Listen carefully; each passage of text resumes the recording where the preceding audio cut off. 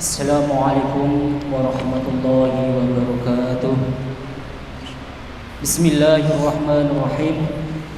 Alhamdulillahirabbil alamin, nahmaduhu ya dzal jalali wal ikram.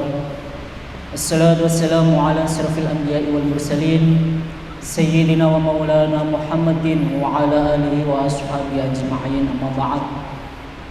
Yang terhormat Romo Kiai Haji Syaifuddin MA, yang saya hormati para jamaah sesudah sholat Jumat dan para santri tahfidzul Quran MAJT Basnas Jawa Tengah, dan saya hormati para pendengar setia Radio Dais serta pemirsa MAJT TV dimanapun Anda berada. Alhamdulillah, segala puji milik Allah Subhanahu wa taala yang telah memberikan kita kebahagiaan, kenikmatan di dunia maupun di akhirat nanti, sehingga di kajian siang ini kita masih dijumpakan kembali oleh Allah Subhanahu wa taala dalam keadaan sehat walafiat. Salawat serta salam mari kita aturkan kepada junjungan kita Sayyidina Nabi Muhammad sallallahu alaihi wasallam, yang dimana kita nantikan syafaatnya besok di hari yaumul qiyamah. Amin ya rabbal alamin. Jemaah kaum muslimin sesudah salat Jumat dan para santri tahfidzul Quran MAJT Basnas Jawa Tengah dan para pendengar serta pemirsa dimanapun Anda berada, sebelum kita mulai kajian siang ini, mari kita buka kajian siang ini dengan bacaan Ummul Kitab. Mudah-mudahan dengan dibukanya Ummul Kitab nanti, kajian ini menjadi kajian yang berkah, kajian yang mendapatkan ridho dari Allah Subhanahu wa taala. Liridho illah wa li syafaati Rasulillah bi barakati suratul Fatihah. A'udzubillahi minasyaitonir rajim. Bismillahirrahmanirrahim. Alhamdulillahirabbil alamin, arrahmanir rahim, maliki yaumiddin. Iyyaka na'budu wa iyyaka nasta'in. Ihdinas siratal mustaqim. Siratal ladzina an'amta 'alaihim. Selanjutnya kajian siang kali ini yaitu kajian tafsir tematik dengan mengambil tema Nabi Muhammad sang pemimpin. Untuk itu bagi kaum muslimin, para pendengar setia Radio Dais dan juga pemirsa MAJT TV dimanapun Anda berada, apabila ingin bertanya nanti bisa menghubungi di 0821 336 70.000. Atau para kaum muslimin jamaah sudah sholat Jumat dan para santri yang ingin bertanya nanti bisa langsung ke narasumber kita.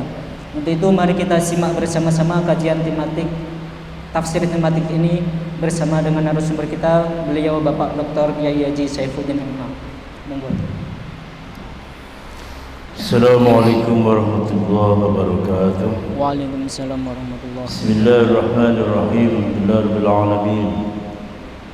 Bihi nasta'in ala umuri dunya waddin.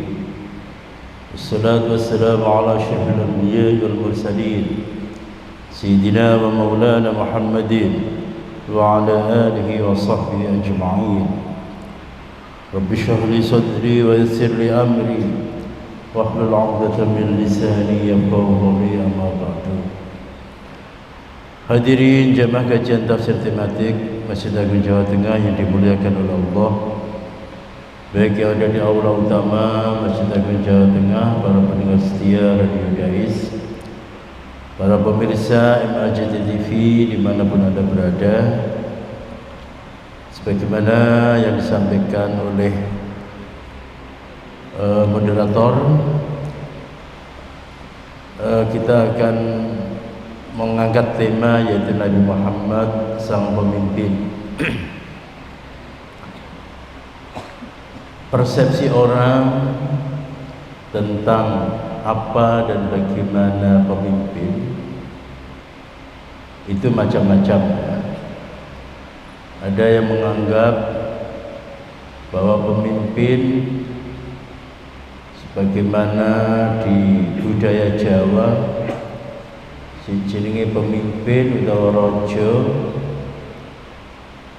Iku adalah sabda Pandita Ratu tan kena wolawali. Yang namanya pemimpin itu mempunyai kekuasaan yang absolut, yang mutlak, yang mana ucapannya itu adalah menjadi sabda. Sabda dalam artian tidak bisa ditawar-tawar dan tidak bisa dicabut kembali. Tapi kita ingin melihat tentang bagaimana kepemimpinan Rasulullah Sallallahu Alaihi Wasallam. Kalau kita menggunakan ilmu tata negara, sebetulnya Madinah yang dipimpin oleh Rasulullah Sallallahu Alaihi Wasallam itu sudah layak untuk disebut sebagai sebuah negara. Karena pemimpinnya ada, konstitusinya juga ada, teritorialnya juga ada, tentaranya, bahkan tentaranya juga sudah ada. Kemudian orang-orang yang bertanggung jawab melaksanakan bidang-bidang tertentu di wilayah Madinah itu juga ada. Tapi pertanyaannya lagi adalah bagaimana Rasulullah SAW memerankan diri sebagai pemimpin. Ini ada sebuah buku karya Abbas Al-Aqad. Beliau adalah seorang pemikir Muslim dari Mesir. Bahkan banyak juga yang menyebut bahwa beliau adalah seorang filosof. Mempunyai banyak buku. Di antaranya Abqariyatu Muhammad sallallahu alaihi wasallam. Kecerdasan Muhammad sallallahu alaihi wasallam. Abbas Al-Aqad juga menulis Abqariyatu Abi Bakar As-Siddiq, Abqariyatu Umar Al-Faruq, Abqariyatu Utsman, dan seterusnya. Yang intinya adalah beliau memotret sosok atau tokoh di dalam Islam itu tidak hanya dari sisi formalitas, tidak hanya dari sisi hal-hal yang sifatnya adalah lahiriah, tidak.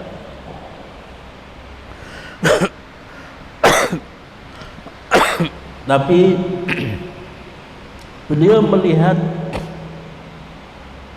jauh ke dalam, hal yang lebih dalam dari seorang sosok.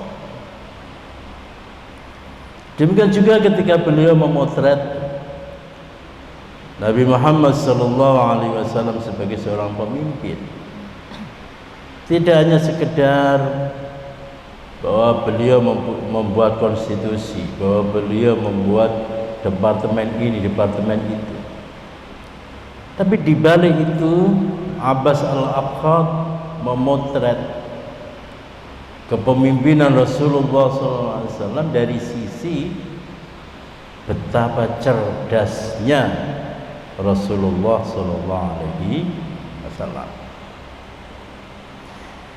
Dan ini yang perlu kita kembangkan. Jadi melihat kinerja orang itu tidak hanya sekedar capaian-capaian yang sifatnya lahiriah, capaian-capaian yang sifatnya adalah kuantitatif, tapi jauh di balik itu harus dilihat sisi kecerdasan dari sang pemimpin. Orang bilang kerja cerdas itu lebih bagus daripada kerja keras. Kalau kerja keras itu hasilnya sedikit. Tapi kalau kerja cerdas itu hasilnya adalah banyak. Nah, secara umum bisa diformulasikan tentang kecerdasan Rasulullah SAW dalam kapasitas beliau sebagai pemimpin. Paling tidak ada 4. Yang pertama, menempatkan posisi pemimpin itu adalah sebagai seorang sahabat. Sebagai seorang sahabat, bukan atasan, bukan pula orang yang hanya berdiam dan bersemayam di Menara Gading, tapi terhadap yang dipimpinnya itu menganggap sebagai sahabat. Yang kedua, menghukumi hal-hal yang lahir saja. Dengan kata lain, sing jenenge pemimpin itu pantang sing jenenge kasak kusuk. Kasak kusuk, mencari tahu. Ini istilah yang saiki itu terlalu kepo dengan apa yang digunjingkan oleh rakyatnya, atau bahkan dengan apa yang menjadi isu-isu, tapi isu-isu privat bagi rakyatnya. Dengan kata lain, selama suatu isu, suatu rumor itu masih ada dalam kalangan terbatas, sing jenenge pemimpin itu tidak perlu kemudian kepo, piye genai dan sebagainya, enggak. Pemimpin sing didelok, sing dihukumi itu adalah hal-hal yang besar. Masalah cilik-cilik, masalah ecek-ecek biar diurus oleh keluarga sendiri. Yang ketiga, kecerdasan Nabi Muhammad sebagai seorang pemimpin itu adalah mendahulukan kasih sayang daripada keadilan. Barangkali seseorang itu salah, pertanyaannya kemudian, orang itu layak untuk dihukum ataukah diampuni? Nah, kebiasaan Nabi Muhammad SAW itu lebih mendahulukan kasih sayang. Kenapa demikian? Ketika kasih sayang itu lebih didahulukan, itu artinya seorang pemimpin itu lebih menyentuh hatinya, lebih menyentuh hatinya. Dan karena substansi dari sebuah hukuman itu adalah tidak dalam rangka yaitu membinasakan atau menghabisi orang yang dihukum, tapi substansi dari sebuah hukuman itu adalah dalam rangka supaya hatinya tergugah menjadi bentuk kesadaran untuk meninggalkan perbuatan-perbuatan yang tercela. Itu hakikat dari hukuman. Nah, disinilah cerdasnya Rasulullah SAW. Tidak melihat hukuman atau keadilan itu hanya bersifat formalistik, tapi beliau melihat dengan cerdas, yaitu substansi dari keadilan itu apa. Yang disentuh adalah hatinya, bukan fisiknya. Yang disentuh adalah kesadaran dari si pelaku kesalahan, bukan fisiknya yang dicemeti, bukan fisiknya yang dihukum. Yang keempat, pondasi kekuatan berupa orang-orang miskin. Maksudnya apa? harus memperhatikan orang-orang miskin. Kalau sekarang ini ya, menjelang pemilu, ini lagi ngetren para capres, para caleg itu membranding diri mereka sebagai pemimpin yang merakyat, pemimpin sing care, peduli dengan wong cilik. Tapi akan kita lihat bagaimana Rasulullah SAW care dengan wong cilik. Memang 1400 tahun yang lalu Rasulullah SAW itu sudah mempraktekkan betapa orang-orang miskin, orang-orang lemah itu harus dilindungi dan dinaikkan derajatnya. Bahkan kalau kita telusuri sejarah para nabi itu bisa dikatakan semuanya itu adalah keberpihakan dan pembelaan terhadap wong-wong cilik. Mulai Nabi Nuh juga demikian, keberpihakan kepada wong-wong cilik. Nabi Ibrahim, Nabi Musa apalagi sudah jelas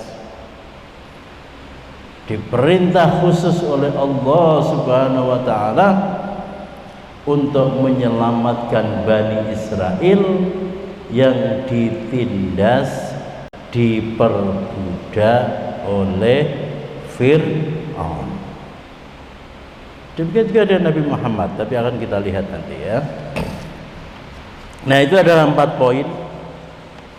4 poin yang merupakan kunci kesuksesan Nabi Muhammad SAW menjadi pemimpin yang kesuksesannya itu bisa kita rasakan sampai sekarang ini. Dari jumlah yang cuma 5 gelintir yang beriman, Siti Khadijah, Ali bin Abi Thalib, dan beberapa sahabat yang lain, sekarang menjadi 1, sekian miliar. Dari komunitas muslim yang sangat lemah, beranjak kemudian menjadi komunitas muslim yang sangat kuat dan pernah merajai dunia selama 640 tahun, mulai dinasti Umayyah, Abbasiyah, Fatimiyah, dan seterusnya.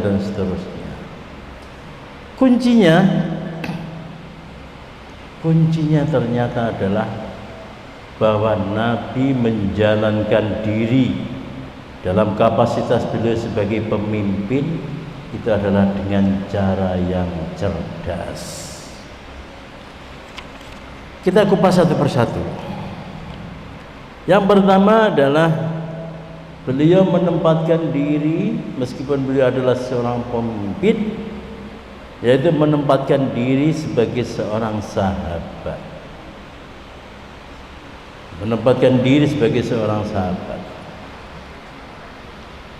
Mulai fase Makkah, apalagi fase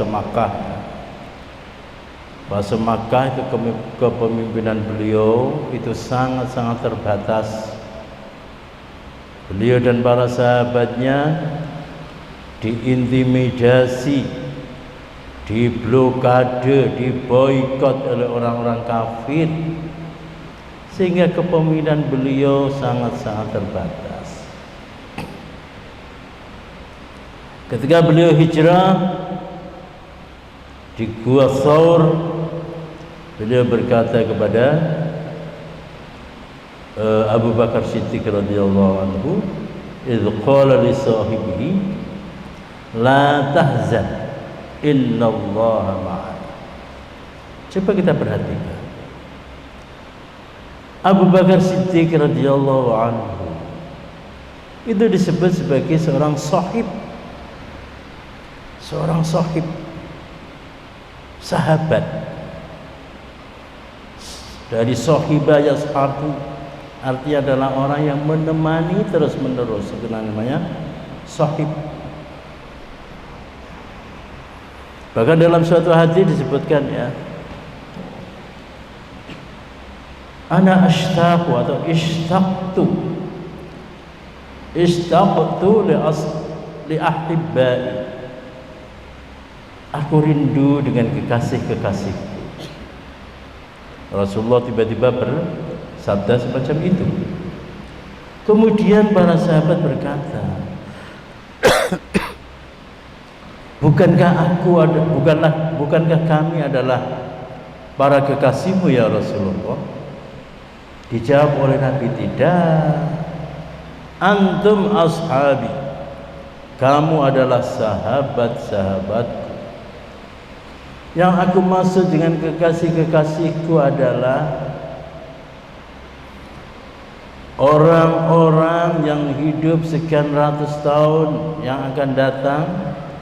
Mereka tidak melihatku, mereka tidak melihat mukjizatku, tapi mereka beriman dan cinta kepadaku. Maka mereka adalah kekasih. Maksudnya apa?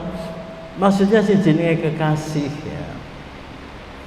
Si jenenge kekasih itu diposisikan oleh Rasulullah sallallahu alaihi wasallam sebagai orang sing wis enggak perlu rekoso-rekoso wae. Jadi ibaratnya seorang laki-laki ya, sebagai seorang laki-laki. Sahabat itu apa? Sahabat itu adalah teman kerja, teman sejawat. Itu sahabat. Sene esok sampai sore gelem diajak panas-panasan, diajak berjibaku, banting tulang. Itu sahabat. Sementara kekasih itu apa? Kekasih itu ya bojo dan anak-anake ning omah. Jadi di satu sisi ya, jenenge kekasih itu lebih enak. Kalau kita itu potongannya adalah potongan orang yang pasif.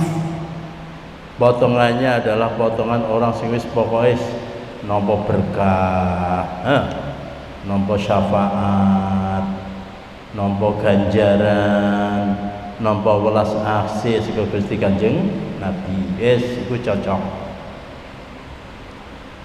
Tapi bagi orang yang jiwanya itu adalah jiwa pejuang, jiwanya itu adalah jiwa bagaimana mengembangkan Islam supaya menjadi kalimatullahi hiyal ulya, maka mereka tidak akan merasakan bahagia dan puas kecuali mau berdarah-darah dengan Rasulullah sallallahu alaihi wasallam.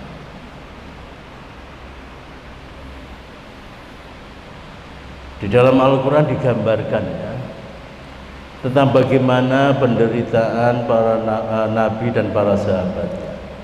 Am hasibtum an tadkhulul jannah walamma ya'tikum mathalul ladzina min qablikum massathumul ba'sa'u wad-dharra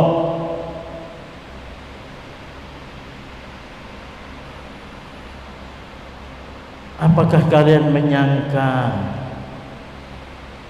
berharap bisa masuk surga sementara kalian belum pernah berjerih payah sebagaimana yang dilakukan oleh Nabi dan para sahabatnya? Mereka mengalami kesulitan, penderitaan dan sebagainya dan sebagainya. Jadi kalau di apa namanya ya, kalau disebut bahwa kita itu adalah kekasih-kekasih Nabi, oke. Di satu sisi kita itu bangga, kita itu senang, ya. Tapi di sisi lain, itu seakan-akan bahwa Nabi itu tidak membiarkan kita untuk ikut bersusah payah, menderita dan sebagainya.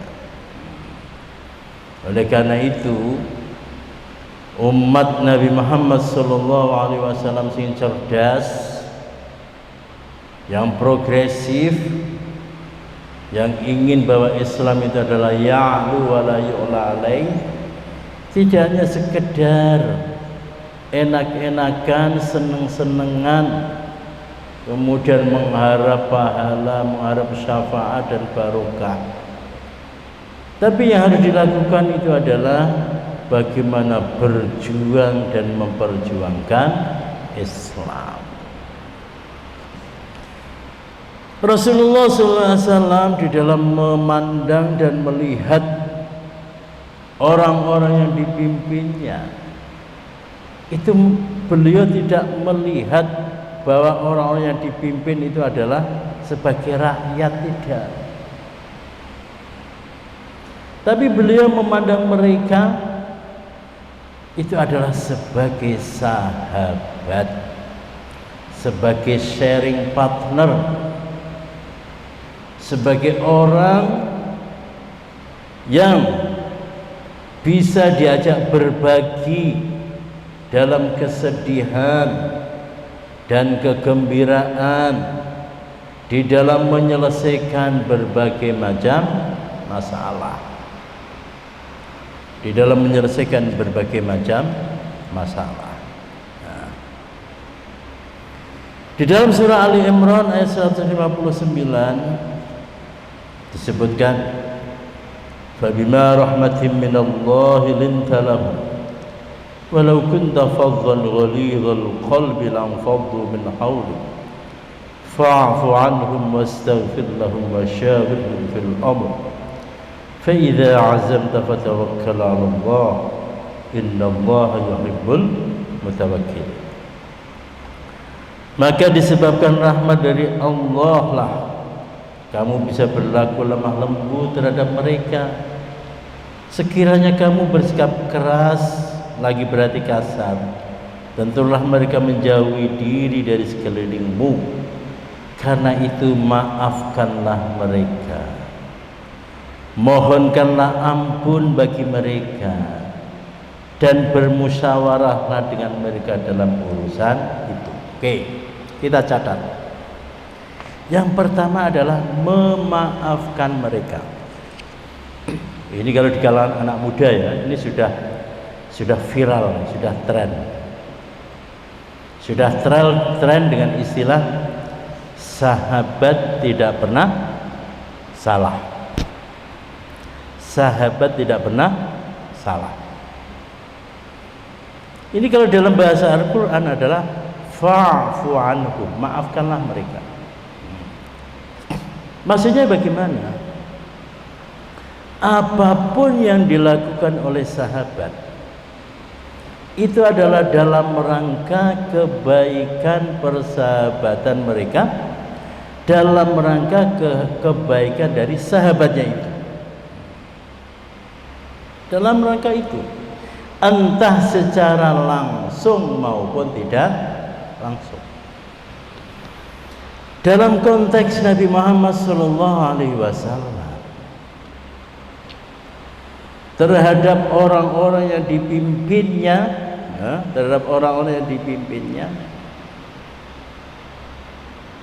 itu hal pertama dalam konteks persahabatan adalah memaafkan mereka. Dengan kata lain apa?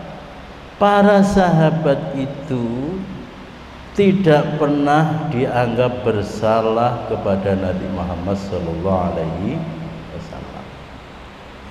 Jangankan para sahabat ya, jangankan para sahabat, orang-orang kafir, jelas-jelas kafir, jelas-jelas memukul Nabi Muhammad, jelas-jelas menyakiti Nabi Muhammad.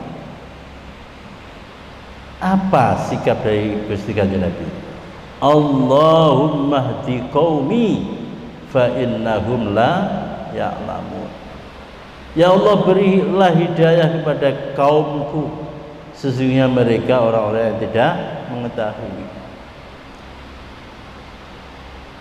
Nah, bagaimana kita menganggap bahwa mereka salah yang pancene ora arti, wong yang pancene ora dong, ya pancene ora mudeng, ya tidak perlu dianggap salah, tidak perlu dipersalahkan.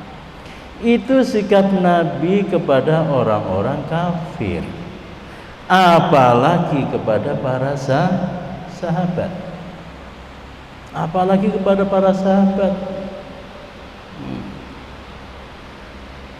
Jadi hal pertama yang dilakukan oleh seorang sahabat kepada sahabatnya itu adalah memaafkan. Jangan pernah kok punya hati dendam kepada sahabat karena kita itu disakiti, karena kita itu dizalimi dan sebagainya. Semuanya adalah demi kebaikan kita. Jadi ketika sahabat itu marah dengan kita, itu memang barangkali kita melakukan kesalahan. Meskipun kita tidak melakukan kesalahan, kok kita itu dinakali oleh sahabat kita. Itu dalam rangka apa? Dalam rangka untuk memperbanyak dalam rangka untuk memperbanyak pahala kita, dalam rangka untuk memperbanyak pahala kita.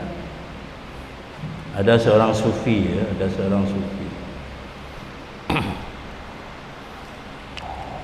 dia itu lagi nyamar, kemudian jalan-jalan di perkotaan,